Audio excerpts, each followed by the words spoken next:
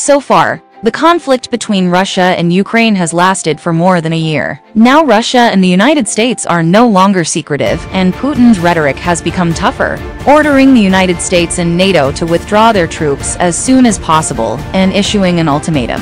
Is the Russia-US war imminent? What is Putin thinking?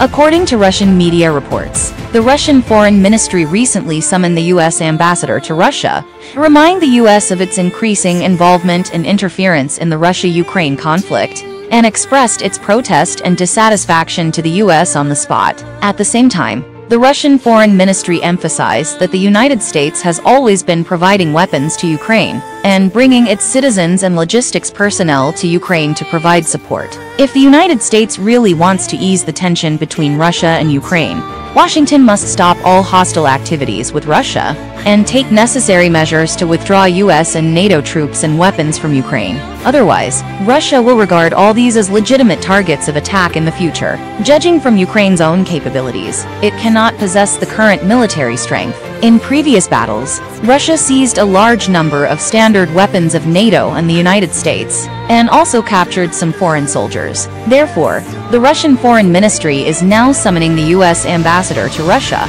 In addition to wanting to take this opportunity to convey Russia's attitude, the Russian Foreign Ministry clearly pointed out that the Russia-Ukraine conflict has deep participation and interference by the United States and NATO. Therefore, the Russian Foreign Ministry had to bluntly stated that it would regard the weapons and personnel aided by the United States to Ukraine, including American citizens, as legitimate targets of attack.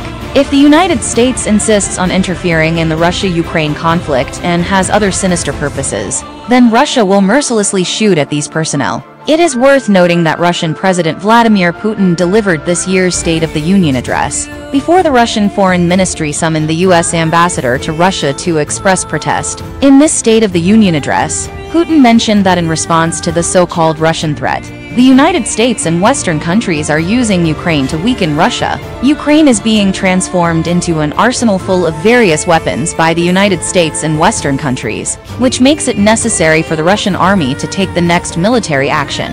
The Russia-Ukraine conflict has developed to the point where it is, in essence, already very clear. On the surface, only Russia and Ukraine broke out in military conflict due to historical reasons and current contradictions. In fact, it is the United States that is in conflict with Russia. The conflict between Russia and Ukraine is a direct military and political contest and confrontation between the two major powers, Russia and America. In such a confrontation, the real sacrifices will always be the people of these countries. It is foreseeable that if the confrontation intensifies, the relationship between the two major powers will likely slide into an even more uncontrollable abyss. As the conflict escalates, the whole world will pay the price.